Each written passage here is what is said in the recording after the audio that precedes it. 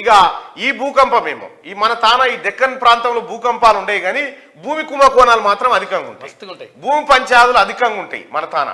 ఎందుకంటే ఎవరి భూమి ఎవరికి పోతుందో ఎవరి భూమి ఎవరికి పొద్దుగాల తీస్తాడో ఏం కథనో తెలియదు. మన తాన భూమి పంచాయతీలకు తోడు ఇంకా దానికి ఇంకా మన ఏది రిక్టర్ స్కేల్ మీద 7.6గా నమోదైందిగా ఈ భూమి కేసులలో కూడా పోలీసులు ఓ స్కేల్ పెడతారు దానికి. దీంట్లో ఎంత ఎంటర్ కావాలి, దీంట్లో ఎంత ఏం చేయాలి, ఏం కథ అనేది సేమ్ అదే బాధితుడు నందకుమార్ గారు. రండి ఇక్కడ హీరో వెంకటేషు ఆయన అన్న సురేష్ ఇద్దరు కలిసి నందకుమార్ గారి భూమిని అంటే ఆయన లీజ్ అగ్రిమెంట్ ను కాలరాసి కోర్టు చెప్పినా కూడా వినకుండా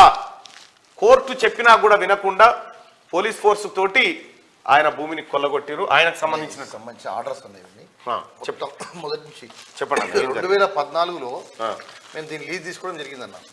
సురేష్ బాబు గారు అంటే అతడు అంతకుముందు మాధవి గారని హీరోయిన్ ఉండేది కదా, మాతృదేవ బాబా, ఆమె దగ్గర నుంచి సురేష్ బాబు గారు కొన్నారు. ఎందుకు అంటే అతడు సేల్ డీడ్ చేసుకోలేడు. కారణం ఏంటంటే దాంట్లో కూడా ఒక చిన్నది ఉంది. అక్కడ సినిమా వాళ్ళకు ఒక ఆర్టిస్ట్కు ఒకటే ప్లాట్ ఉండాలి యాజ్ పర్ బైలాస్ ప్రకారం. సో వారు ఏంటంటే 2 ప్లాట్లు ఉన్నాయి కాబట్టి అది ఏజీపీ చేసుకున్నాడు. ఈ 2 ప్రాపర్టీలు 2014లో మాకు లీజ్కి వేయడం జరిగింది. లీజ్కి ఇచ్చారు. లీజ్కి ఇచ్చిన తర్వాత మేము దాన్ని బాగా మొత్తం కంప్లీట్ రెనోవేషన్ చేసుకుని 2015లో మేము దాన్ని ఓపెన్ చేయడం జరిగింది. 15లో ఓపెన్ చేశాం. అది కూడా ఎవరితో, మళ్ళీ హీరో విక్టరీ వెంకటేష్ వీళ్ళతోనే ఓపెన్ చేయించాం. ఎందుకంటే అప్పుడు మాకు వాళ్ళతో మంచి సత్సంబాలనే, వాళ్ళకు మంచి హీరో వెంకటేష్ గారికి మార్కెట్లో మంచి ఇది ఉంది కాబట్టి అతన్ని పిలిచి ఓపెన్ చేయించాం. వారితో పాటుగా వేరే వాళ్ళు కూడా రావడం జరిగింది. 15లో ఓపెన్ చేయించిన తర్వాత మాకు లిక్కర్ లైసెన్స్ రాలేదన్న. లిక్కర్ లైసెన్స్ రానప్పుడు మేము 16లో లిక్కర్ లైసెన్స్ తెచ్చుకున్నాం. ఇప్పుడున్న మన ఎంపీ సంతోష్ రావు గారు అప్పుడు మా మిత్రుడు, ఇప్పుడు కూడా మా మిత్రుడే, అప్పుడు కూడా మా మిత్రుడే. సో వారు మాకు హెల్ప్ చేసి హ్యాపీరావు గారు వారు మాకు లిక్కర్ లైసెన్స్కి హెల్ప్ చేశారు. హరీష్ అన్న కూడా హెల్ప్ చేశారు.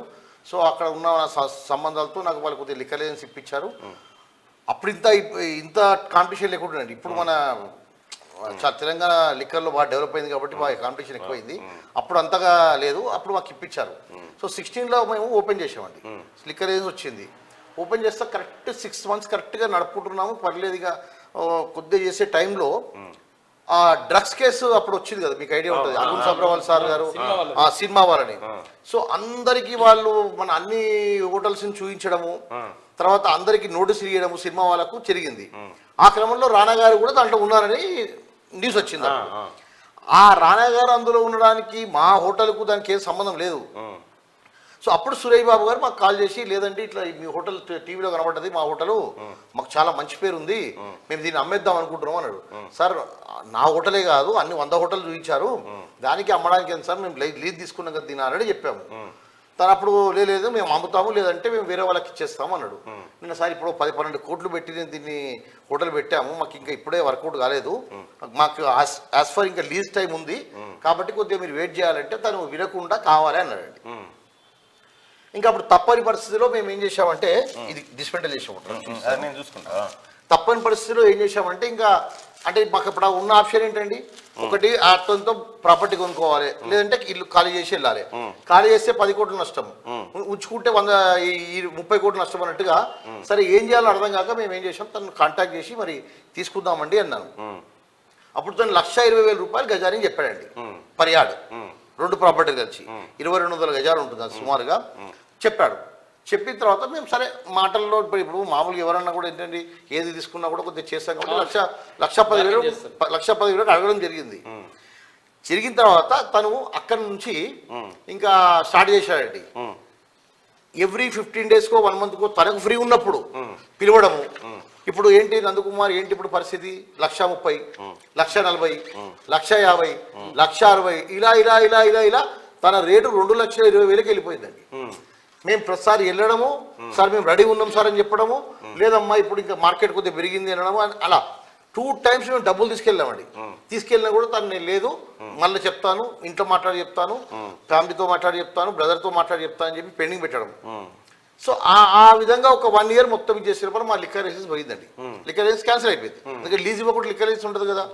సో అటు ఫైనల్లీ 2018లో మేము దీనిపైన ఒక అవగాహనకు వచ్చి ఇద్దరం కూర్చొని లేదు సార్ ఈ రేటుకు తీసుకుందామని చెప్పి 1,80,000 రూపాయల గజంతో ఫిక్స్ అయిందండి ఈ 2 ప్రాపర్టీలు. 1,80,000 రూపాయలు ఫిక్స్ అయిన ప్రాపర్టీని సరే కూర్చున్నాం మాట్లాడుకున్నాం ఓకే అన్నాడు. అప్పుడు నేను ఏం చేశాను, సేల్ ఆఫ్ అగ్రిమెంట్ తీసుకుని వెళ్ళాను. సరే సేల్ ఆఫ్ అగ్రిమెంట్ చేయండి సార్ అంటే మళ్ళీ ఏం పెట్టాడు, లేదు లేదు నేను ఒకటే ప్రాపర్టీ ఇస్తాను, 2వ ప్రాపర్టీ ఇవ్వను. సార్ మనం మొన్న వరకు మాట్లాడుకున్నప్పుడు ఇస్తాను కదా సార్ అంటే లేదు ఈ ఫస్ట్ మీరు నా ప్రాపర్టీ కొనుక్కోండి మా బ్రదర్ ప్రాపర్టీ తర్వాత ఇస్తాను అన్నాడు. సరే సార్ ఓకే మరి నేను అన్నాను 2 ప్రాపర్టీలు ఇస్తేనే సెట్ అవుతుంది సార్ నాకు, ఇక్కడ రెక్టాంగిల్ వస్తుంది కదండి, లేదంటే ఇలా పొడుగు వస్తే ఈ సెట్ కాదన్నప్పుడు తను 2 ప్రాపర్టీలు కూడా నేను ఫస్ట్ అయితే ఈ ప్రాపర్టీ తీసుకోండి మా బ్రదర్తో నేను మీకు లీజ్ ఇస్తాను, ఈ 3-4 సంవత్సరాల్లో మనం ఎప్పుడన్నా కూడా జాయింట్ డెవలప్మెంట్ చేసుకుందాము, లేదంటే నేను మీకే అమ్ముతాను అన్నాడు. నేను సార్ ఈ 1.5 year మాకున్న మీతో ఉన్న ఎక్స్పీరియన్స్తో మీ మాటలు నమ్మడం నాకు కాదు సార్, మీరు ఏదున్నా కూడా పేపర్ పెన్నుతో పెట్టి మీరు ఎంఓఈ కానీ ఏదైనా ఇంటర్ అయితే నేను తీసుకుంటాను అన్నప్పుడు తను ఒప్పుకొని ఒక ప్రాపర్టీ సేల్ ఆఫ్ అగ్రిమెంట్ చేసుకున్నాడు. ఓకే 3 కోట్ల రూపాయలు తీసుకొని సేల్ ఆఫ్ అగ్రిమెంట్ చేసుకున్నాడు. ఇంకొక ప్రాపర్టీ సేమ్ హీరో వెంకటేష్ గారితో నేను మీ బ్రదర్తో కూడా మాట్లాడి ఏంటంటే హీరో వెంకటేష్ గారు వచ్చి లేదండి యూఆర్ యాక్సెప్టెడ్ అని చెప్పి లీజ్ ఇంటర్ అయ్యారు. తర్వాత మరలా నాకు ఎంఓఐ కూడా ఇచ్చారండి. మేము ఏదైతే మాట్లాడుకున్నామో నేను నీకే అమ్ముతాను వేరే వాళ్ళకి అమ్మని దీనిలో నేను చూపిస్తానండి, మీకు అన్ని పేపర్లు ఇస్తాను, ఎంఓఐ ఉంది, లీజులు ఉన్నాయి, 2014లో లీజ్ ఉంది, 2016లో లీజ్ ఉంది, 2018లో కూడా లీజ్ ఉంది, అగ్రిమెంట్ ఆఫ్ సేల్ ఉంది. ఓకే తర్వాత ఎంఓఐ కూడా ఉంది. ఇన్ని డాక్యుమెంట్స్ ఉన్న తర్వాత తను 2018 నవంబర్లో మాకు అమ్మాడండి. అమ్మిన తర్వాత ఒక 1 week లోపలనే మళ్ళీ ఎవరు వచ్చి 2 లక్షలు చెప్పారు. మళ్ళీ మనసు మారిపోయి నా అగ్రిమెంట్ ఇచ్చింది, నాకు లీజ్ ఇచ్చారు, అన్ని ఇచ్చింది పక్కన పెట్టేసి తను ఇంకో అగ్రిమెంట్, ఎందుకంటే వాళ్ళు నేను 3 కోట్లు ఇస్తే వాళ్ళు 6 కోట్లు ఇస్తాను కదండి, నేను 1.80 అంటే వాళ్ళు 2 లక్షలు అన్నారు కదా వాళ్ళకి ఇచ్చేసాడు. ఇచ్చేసినప్పుడు నేను ఏం చేయాలి సార్, అప్పుడు వాళ్ళు మామూలుగా పొలిటికల్ లీడర్స్ వచ్చి బాబు నువ్వు ఖాళీ చేసి అన్నారు. అదేం సార్ నేను ఇక్కడ 2014 నుంచి ఉంటున్నాను, నేను నాకు కూడా అగ్రిమెంట్ ఉంది, ఇందులో లీజ్ ఉంది నాకు అని చెప్పడంతో వాళ్ళు లేదు నాకు మీ లీజ్ చూపించండి, మీ అగ్రిమెంట్ చూపించండి, నా పేపర్ వాళ్ళకి ఇచ్చాను, వాళ్ళ దగ్గర నా పేపర్ నేను తీసుకున్నానండి. తీసుకొని వీటిని ఇమీడియట్గా నేను సిటీ సివిల్ కోర్టుకి వెళ్ళాను. వెళ్ళి మొత్తం పేపర్స్ డాక్యుమెంట్స్ సబ్మిట్ చేస్తే వాళ్ళు 2 ప్రాపర్టీలు నాకు 2018లో డిసెంబర్లో అనుకుంటా, నవంబర్లో అగ్రిమెంట్ అయింది, డిసెంబర్లో నాట్ టు ఎలినేట్ అంటే సురేష్ బాబు గారి ప్రాపర్టీ అమ్మడానికి వీల్లేదు, నువ్వు 2 అగ్రిమెంట్లు చేశావు ఆల్రెడీ లీజ్ ఉన్న తర్వాత. ఇంకో ప్రాపర్టీలో నాట్ టు ఇంటర్ఫేర్ అంటే దీంట్లో ఎవరు డిస్టర్బ్ చేయొద్దని చెప్పి వెంకటేష్ గారికి ఆర్డర్ చేయడం జరిగిందండి. ఇక అక్కడ 2019 నుంచి తను ఇంకా ఎలా వీళ్ళని బయటికి పంపించాలి, ఎలా ఈ ప్రాపర్టీ సొంతం చేసుకోవాలి అనే కాన్సెప్ట్తోనే ఉన్నాడండి. మేము అప్పటికి ఆ ఎవ్రీ మంత్ రెంట్ మేము కోర్టులో కట్టడం జరుగుతుందండి, ఏదైతే ఒప్పుకున్నామో జమ చేస్తున్నాం సార్. లేదు సార్ ఇలా కాదని చెప్పి ఎన్నోసార్లు మాట్లాడుకోవడం జరిగింది. మధ్యవర్తులు ఎంతోమంది వచ్చారు మాట్లాడారు. ఎప్పుడు వచ్చినా కూడా సార్ అతడు 2 లక్షలు అంటే 2.20 అంటాడు, 2.20 అంటే మళ్ళీ 2020-21 కూడా 2-3 సార్లు ట్రై చేసామండి. అతడు మాత్రం ఎప్పుడు కూడా మనకు అందుబాటులో ఉండడు. అందుబాటులో అంటే రేటు మేము 2.50 అన్నాం అనుకోండి, తను 3 అంటాడు, 3 అంటే 3.5 అంటాడు. సో ఈ విధంగా దాన్ని పెంచుకుంటూనే వెళ్తున్నాడు. ఆ ప్రాపర్టీ ఇప్పటికీ సరే ఆయన పక్షంలో సరే 2020లో వాళ్ళు మా పైన 2 ఎవిక్షన్ షూట్ చేశారండి. 21లో అది నా ఫేవర్గా ఆర్డర్ వచ్చింది, వాళ్ళకి ఫేవర్ ఇవ్వలే. అన్ని విధాలు ట్రై చేశారు, అడ్వకేట్స్ని చేంజ్ చేశారు, ఇంకా ఎన్నో విధాలుగా మేనేజ్ చేద్దామని ట్రై చేశారు. కానీ వాళ్ళకు న్యాయమే ఉంటుంది కాబట్టి నా ఫేవరబుల్ ఆర్డర్ వచ్చింది. అప్పుడు ఇక్కడ తను డైజెషన్ చేసుకోలేకుంటే ఎలా నందుని ఎలగొట్టాలని చెప్పి ఈ GHMC food licence trade licence వీళ్ళకి కంప్లీట్ చేయడం, ఎలా అక్కడిని తీసేయాలని చెప్పి అప్పటికి కూడా నేను అన్ని తను ఏది చేసినా దానికి నేను చెక్ పెట్టుకుంటూ నేను ముందుకు వెళ్ళడం జరిగిందండి. 22లో తను నా మీద వెంకటేష్ గారు సురేష్ బాబు గారు జిహెచ్ఎంసీలో కంప్లైంట్ ఇస్తే ఆల్రెడీ నేను హైకోర్టు నుంచి ఆర్డర్లు తీసుకోవడం జరిగిందండి. అంటే ఆల్రెడీ 2019 నుంచి 18 నుంచే నాకు ఆర్డర్స్ ఉన్నాయి లోయర్ కోర్టులో. 22లో నేను హైకోర్టు నుంచి ఆర్డర్ తెచ్చుకున్నాను, ఈ ప్రాపర్టీని డిస్టర్బ్ చేయొద్దు, వీళ్ళు ఆల్రెడీ దీంట్లో ఇన్ని సంవత్సరాలు చుట్టూరు కాబట్టి రెంటర్ కడుతున్నారు కాబట్టి ఇంటర్ఫియర్ కావద్దని చెప్పి ఆర్డర్ ఇచ్చండి. అయితే ఇక్కడ ఫామ్ హౌస్ కేసు జరిగింది, మొయినాబాద్ ఫామ్ హౌస్ కేసు జరిగింది. మొయినాబాద్ ఫామ్ హౌస్ కేసుకు అసలు నా హోటల్కు ఏం సంబంధం అనేది ఇప్పటికి నాకు అర్థం కాలేదండి. నేను అడుగుతున్నా ఏంటంటే అసలు సరే ఫామ్ హౌస్ కేసు అయింది. నందకుమారు చేశాడా చేయలేదా, బాధితుడా నిందితుడా, అసలు మొత్తం నందకుమారే కుట్ర పన్నారా లేకుంటే ఇంకెవరైనా కుట్ర పన్నారా, అసలు ఎమ్మెల్యేల పాత్ర ఏంది, అసలు ఎవరెవరి పాత్ర ఏంటి అనేది ఇప్పుడు రేపు వచ్చే సిబిఐ సిట్టా ఏ దాంట్లో బయటకు వస్తుంది. కానీ దానికి నా హోటల్కి ఏం సంబంధం, నా వ్యాపారం చేసుకుంటున్నాను, దానిపైన ఒక 100 ఫ్యామిలీస్ బతుకుతున్నారు, 100 మందికి నేను ఎంప్లాయ్మెంట్ ఇస్తున్నాను. ఈ చేస్తున్న క్రమంలో నన్ను సరే జైలుకు పంపించడం జరిగింది. మీకు కూడా తెలుసు ఆ జైలుకి ఎలా పంపించారు. అక్కడ ఎలాంటి లేకున్నా కూడా లోయర్ కోర్టు నన్ను రిలీజ్ చేసింది. తర్వాత మళ్ళీ వాళ్ళు హైకోర్టు జరగడం జరిగింది. హైకోర్టు నుంచి నన్ను పంపిస్తే నేను కోర్టును గౌరవించి నేను జ్యుడిషియల్ కస్టడీకి వెళ్ళాను. నేను జ్యుడిషియల్ కస్టడీలో ఉన్నప్పుడు జ్యుడిషియల్ కస్టడీలో ఉన్నా నేను ఉన్నప్పుడు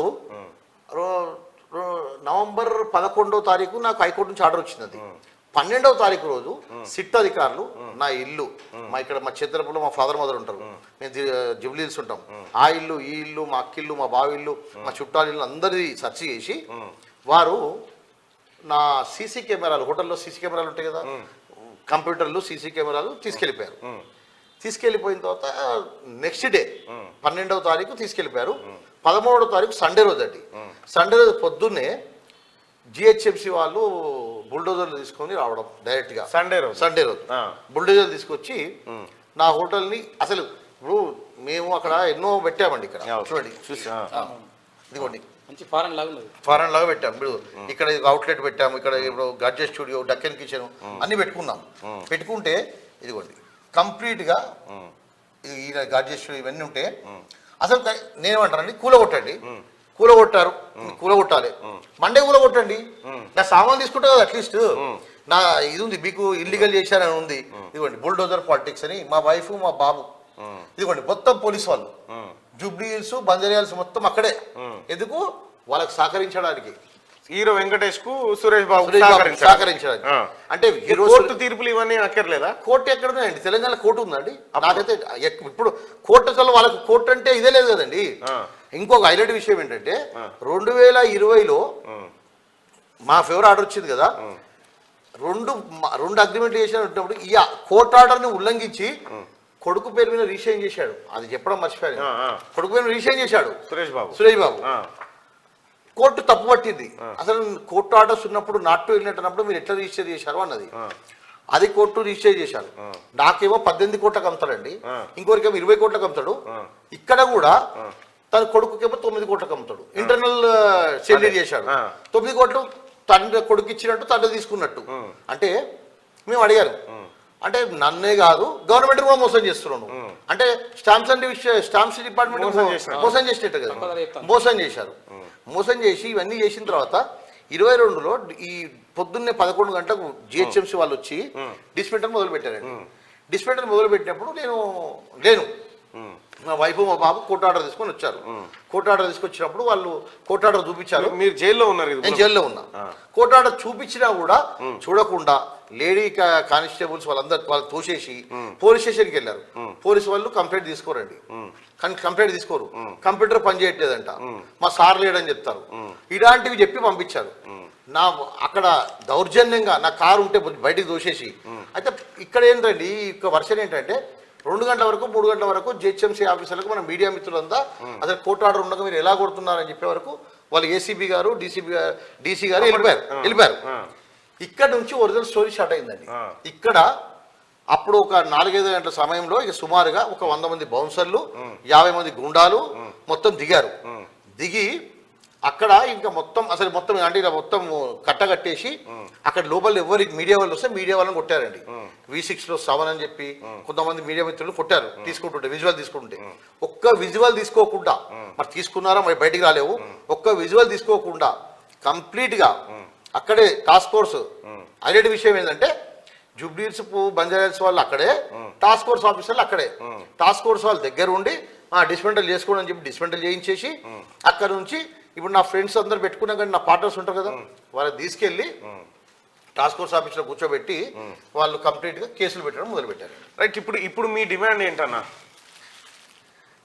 నా డిమాండ్ ఏంటన్నా, ఇప్పుడు నేనేమడుతున్నానంటే నా మీద కేసులు పెట్టారు. ఆ రోజు తీసుకెళ్ళిన తర్వాత హైలైట్ ఏంటంటే వేరే వాళ్ళు ఎవరో కాదండి, నా ఫ్రెండ్స్ని నా పార్ట్నర్స్తో టాస్క్ ఫోర్స్ ఆఫీస్లో తీసుకెళ్ళి కూర్చోబెట్టి అందరితో కేసు రిజిస్టర్ చేసి పంపిస్తాము, లేకుంటే లేదని చెప్పి కేసులు పెట్టారు. రాధాకిషన్ రావు కదా, రాధాకిషన్ రావు కేసీఆర్ పెట్టిన రాధాకిషన్ రావు ఎంత దుర్మార్గుడో చూడుర్రి. టాస్క్ ఫోర్స్ లో కూర్చొని ఇక్కడ ఎవడైతే పేదవాడు ఉంటాడో మొత్తం ఈ సినిమా ప్రముఖులకు, హీరోలకు, ముఖ్యమంత్రి గారు, ఈ నాగార్జున వీళ్ళంతా వచ్చి కలిసిపోతున్నారు కదా, తస్మాత్ జాగ్రత్త వీళ్ళతోటి. ఇదంతా ఒకటే ముఠ. గతంలో కేసీఆర్కి ఇప్పటికి కూడా కేటీ రామారావుకు జోక్తానే ఉన్నారు వాళ్ళు. ఈ రకంగా లీజులను గౌరవించరు, కోర్టులను గౌరవించరు, దేనికి గౌరవించరు. మళ్ళీ సినిమాలలో నీతులు చెప్పమంటే ఇంత పొడుగు డైలాగులు చెప్తా ఉంటారు. ఇప్పుడు మీ డిమాండ్ ఏంటన్నా? అలా ఏం లేదు. అంటే ఇప్పుడు నేను ఏమంటానంటే, ఈ లోయర్ కోర్టు ఆర్డర్స్ ఉన్న తర్వాత, హైకోర్టు ఆర్డర్స్ ఉన్న తర్వాత వీళ్ళు డిస్మెంటల్ చేయడానికి కారణం ఏంటి, దీని వెనుక ఏం జరిగింది, ఎవరు ఆర్డర్స్ ఇచ్చారు వీళ్ళకు డిస్మెంటల్ చేయమంటే? పుస్తకనే చేయరు కదా. ఒక దీంట్లో ఒక ఎమ్మెల్యే కూడా ఇన్వాల్వ్ ఉన్నాడంట. ఆ ఎమ్మెల్యే పేరు నేను కరెక్ట్ తెలుసుకొని చెప్తాను, మనకు ఎందుకంటే ఆధారం లేనప్పుడు చెప్పొద్దు. ఒక ఎమ్మెల్యే కూడా ఇన్వాల్వ్ ఉన్నాడంట. అతడు తీసుకెళ్లి వీళ్ళకి ఎవరిని కల్పించాడు, ఏం జరిగింది అక్కడ, ఎవరు ఆర్డర్ ఇచ్చారు, జిహెచ్ఎంసీ వాళ్ళు అంత అటావుటిగా ఉరికొచ్చి బుల్డర్తో కొట్టడానికి అవసరం ఏమొచ్చింది. సండే రోజు సెలవు దినం అయితే ఏమైందండి, హైకోర్టులో కంటెంప్ట్ ఫైల్ చేస్తే జస్టిస్ కరిగంటి లలిత గారు మేడం గారు దీన్ని చాలా సీరియస్ తీసుకొని వాళ్ళని శిక్షిస్తారని చెప్పి జిహెచ్ఎంసీ కమిషన్ని, జోనల్ కమిషన్ని, డీసీని మొత్తం హైకోర్టు పిలవడం జరిగింది. పిలిచి వాళ్ళని అడిగింది, ఏంటయ్యా పేదవాడికి ఒక న్యాయమో పెద్దవాడికి ఒక న్యాయమా, అసలు సండే రోజు నువ్వు ఎన్ని డిస్మెంటల్ చేశావు, ఎందుకు చేశావు అని అడిగితే అపాలజీస్ మేడం అంటాడు. అంటే అపాలజీస్ అంటే అయిపోతుందండి మా బతుకు. అంటే మేము కొన్ని సంవత్సరాల నుంచి మేము మిడిల్ క్లాస్ ఫ్యామిలీ, నువ్వు సింపుల్గా వచ్చి అపాలజీస్ అని చెప్తే అయిపోతుందా? అసలు నీకు ఎవరు ఆర్డర్ ఇచ్చారు, ఎందుకు డిస్మెంటల్ చేశావు, ఇది కాన్స్పిరసీకి మొత్తం నా మీద ఎందుకు కేసులు పెట్టారు? రాజధాని నగర్లో ఎస్సీ ఎస్టీ కేసు పెట్టారండి. ఎస్సీ ఎస్టీ కేసు నా భార్య మీద నాకు అన్ని పెడతారు. ఈ రాధాకిషన్ రావు అనే హైలైట్ ఏంటంటే డ్రగ్స్ కేసు. డ్రగ్స్ అనేది నాకు సంబంధమే లేదు. అసలు డ్రగ్ వాడు ఎవడో గోవాలో ఎవడో చెప్తే వాడికి నాకు లింక్ పెట్టారు. అంటే ఏంటి, అంటే ఏం చేద్దామని, అంటే పీడీ యాక్ట్ రెడీ చేశారు. నందకుమార్ బయటికి రాకూడదు, నందకుమార్ లోపలే ఉండాలి, పని చేసుకున్నారు. వీళ్ళు చెప్పారు, అంటే ఎవరో చెప్పారు పెద్ద మనుషులు, నందకుమార్ ఇప్పుడు రారు 1 year వరకు, మీరు మొత్తం ఖాళీ చేయించేసేయండి రాత్రి వాడు రాడు, కోర్టుకు అటెండ్ కాడు, ఇంకా నీ ఆర్డర్ నీ ప్రాపర్టీకి వచ్చేసింది కదా. అంటే ఈ పెద్ద మనుషులు అయితే సెలబ్రిటీస్ అని చెప్పుకుంటున్నారో, ఈ సెలబ్రిటీసీలు ఇలాంటి పనులు చేయడం, అంటే 100,000 కోట్ల ఆస్తులు ఉన్నాయండి. నేనేమంటలే, నాకు వాళ్ళ ఆస్తి ఏం అవసరం లేదు. నేనేమడుతున్నా అంటే, నేను కొనుక్కున్న వస్తువుని నాకు ఎందుకు అమ్మరు? నా దగ్గర డబ్బులు తీసుకున్నప్పుడు వాళ్ళ దగ్గర ఎందుకు ఇవ్వరు?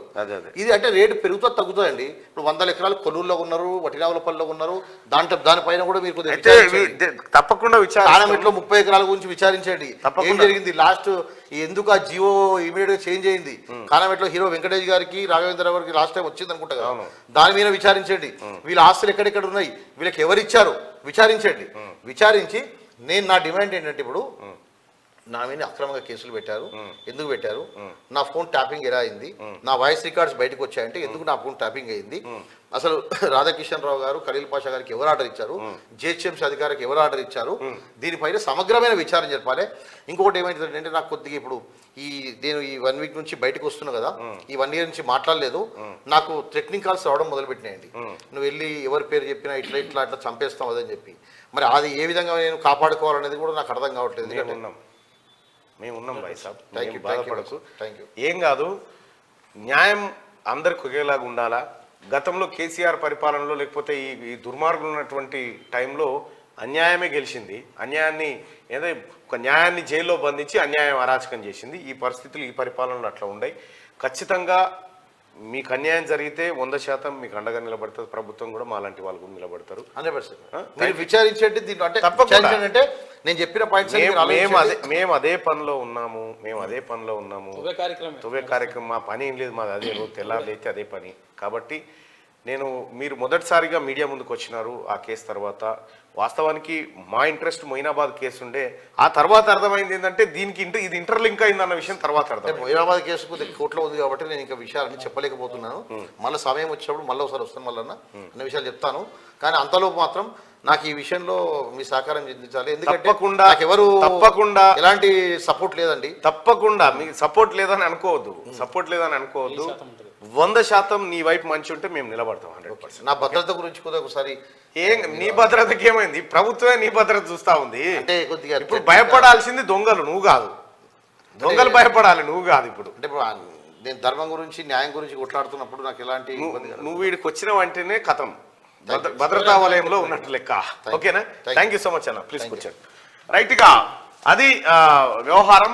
హీరో వెంకటేష్ వాళ్ళ అన్న ఆడినటువంటి డ్రామా తోటి మొయినాబాద్ కేసు వరకు లింకప్ అయింది ఈ వ్యవహారం అంతా.